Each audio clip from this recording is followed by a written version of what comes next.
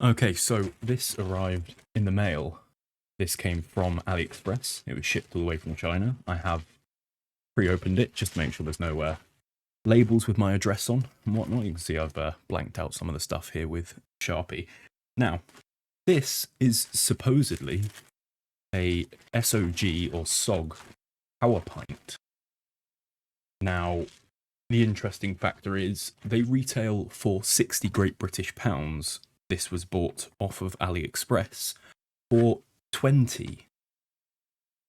It's shipped in this somewhat interesting reflective metal bubble wrap bag. Let's have a look and see.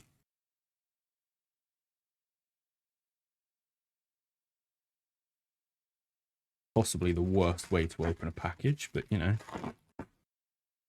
it is what it is. Right, let's have a look. Nothing else in there, so we can stick that to the side. Right, so my main questions were, is this thing real? And how on earth is it 20 compared to its standard 60 retail? We can see on the packaging here, although I'm not sure how well this will pick up on the camera. Packaging itself looks good. The SOG Powerpint multi-tool, 2x the grip with compound leverage, apparently. 18 tools in one. Designed in the USA, guaranteed for life. I am aware that these are manufactured in China, which leaves two thought processes. Either these are pulled off the production line and kind of sold on AliExpress under the table, if you know what I mean. Or these are maybe defective units with a tiny issue with them, so they're not selling them as standard and they're being sold on AliExpress instead. Honestly, I don't know. Let's have a look at the back here again. I'm not sure how well this is going to pick up. So, for one, we've got needle nose pliers, we've got soft wire cutter, we've got scissors, inch ruler, bottle opener. We've got a number 1 Phillips, Serated Blade, can opener. We have got a file, hook cutter, a millimeter rule, straight edge blade, wire crimper, a protractor, bolt gripper, protractor. I believe that's just referring to the logo. Just between the two gears there. A magnetic bit holder in the end, featuring our patented compound leverage mechanism. Magnetic hex bit holder and 18 heavy-duty tools. The Powerpint is a powerful multi-tool in a pocketable package. 5 inches open, 3.2 closed, 4.2 ounces. I have no idea what that means.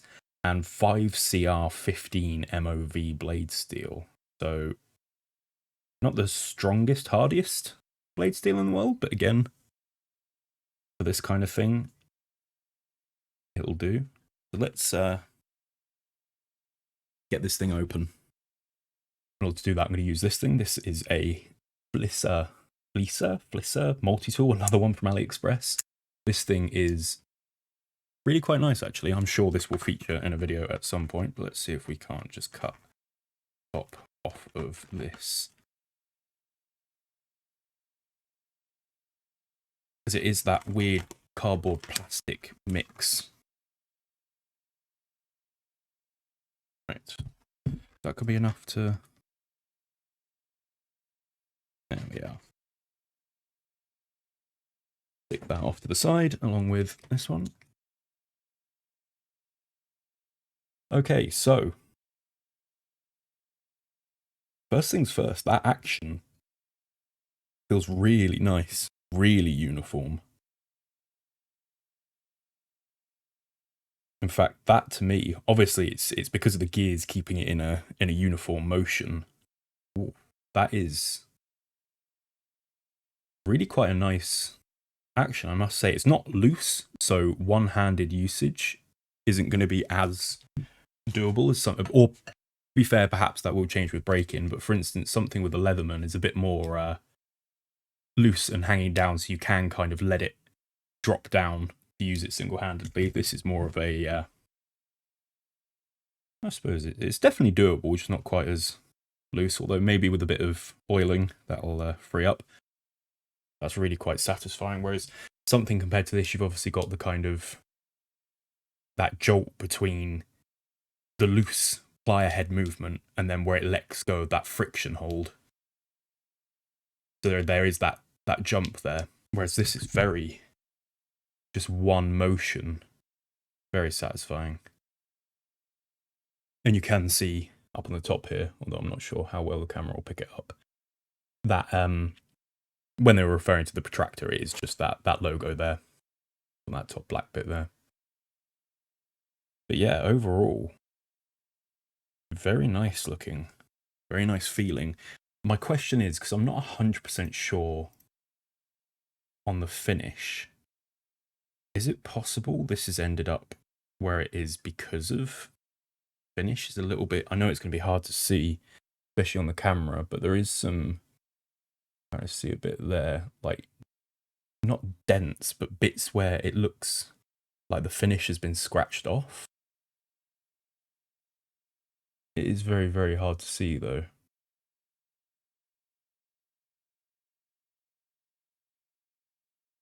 But yeah, quality-wise, I have no doubts that this is a real SOG 100%. The fact that it's on AliExpress for so cheap, though, is really quite something. Again, comparing it to the size of, this is a Leatherman Wave Plus, or no, just a Leatherman Wave. You can see the size difference there. There is a reason it's called the Powerpint. That is a really nice mini package.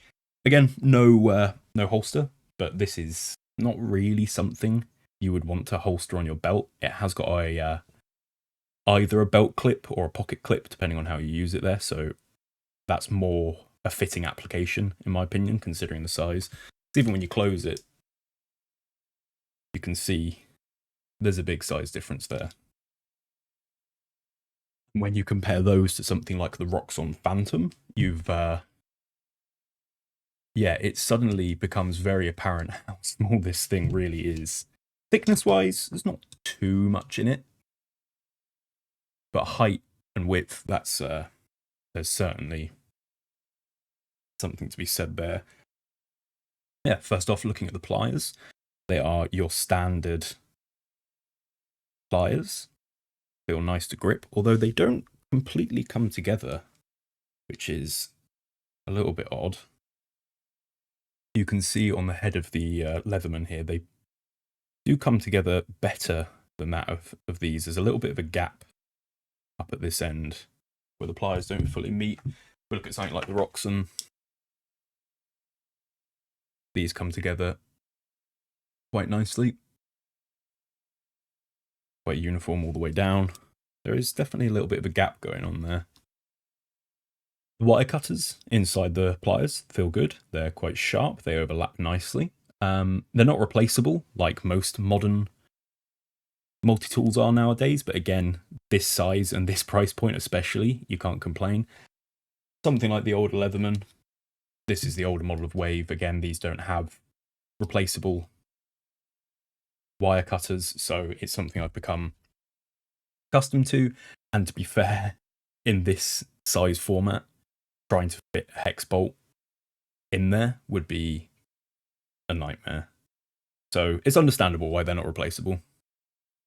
So let's take a look at some of the exterior tools on the side here. Now, personally, the most important tool to me on a multi-tool is the scissors. And these are a little bit... Is that right?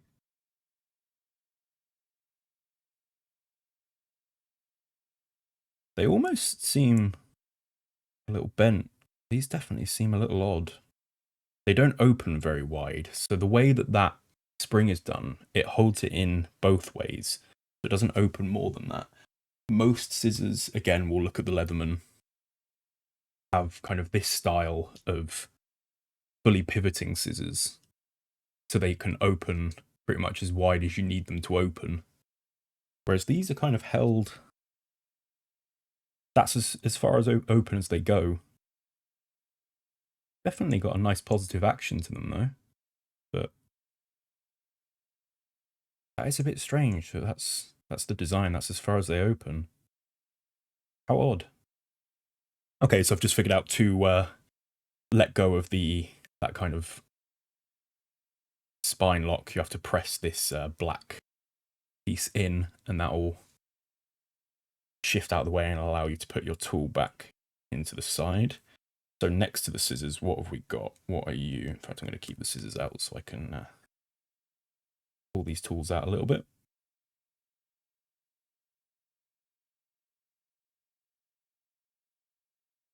Okay, so we've got a bottle opener with some sort of pry end by the looks of it. It's a bit of an odd shape. Definitely a bottle opener. Not a flathead screwdriver. It's got a very weird pointed bit on the end. I assume that's some form of pry.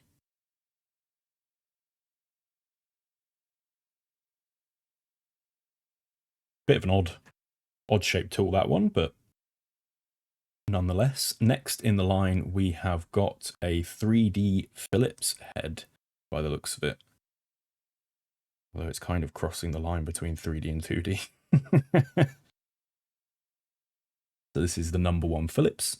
Quite a nice feeling screw head. Bit strange how it's got that tapered end to it. Would have been nice if it came in, just kept that kind of thickness of the head there all the way down. Just so if you're trying to get the screwdriver into a bit of a tight angle, it's not going to get blocked by this thicker bit there. But I suppose perhaps that's done for stability reasons. Right, next we have the can opener. And again, a bit of a weird end on this one. It's this very strange knobbly bit on the end. I'm not 100% sure exactly what's that purpose is, but doesn't say anything on the instructions. Well, instructions, the leaflet here, it just says can opener. So yeah, no idea what that bit on the end is for. I guess got to be a use for it.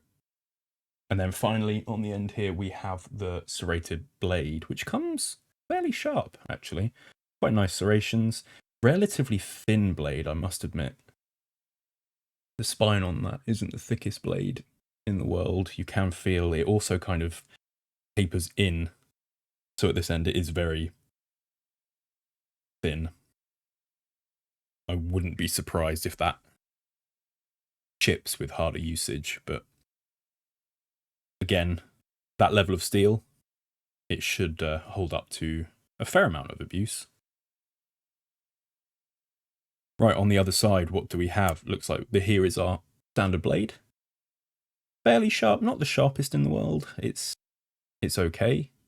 Quite a sharp tip on it though. That's not a bad sized blade for the size of the tool itself. Not a bad sized blade at all. So next to the blade we have the awl, which is relatively sharp actually. That's really quite a sharp point. That would be quite effective. That's surprisingly sharp compared to the knife and the serrated blade. This is really quite sharp. Next to that, we have something they're calling the jewelry driver, which I assume is just a very small flathead screwdriver, pry bar-esque thing. Again, it's got that big lump, angled lump, which kind of makes it a bit difficult to get it into the finer, more recessed screws, but still a nice thing to have. Although weirdly enough, I'm not 100% sure why, but the tools on this side have a nice kind of nail nick position cut out on all of them. You can see tools on this side. First off, those scissors are really tight in there. This one doesn't have one, I suppose it doesn't really need one. This screwdriver doesn't have one for some reason, whereas the screwdriver of the same shape on the other side here does. And again, can opener probably doesn't need one because of those end points, which perhaps that's what they're for. Those little weird nibs are just for, you know, getting your nail onto and pulling out. But again, the knife and the scissors on this side both have cutouts, but none of the other tools do, which is a little bit strange, in my opinion. But yeah, the jewelry driver. Next to that, we have the hook cutter, good for cutting rope, string, that kind of thing, paracord, whatever you like.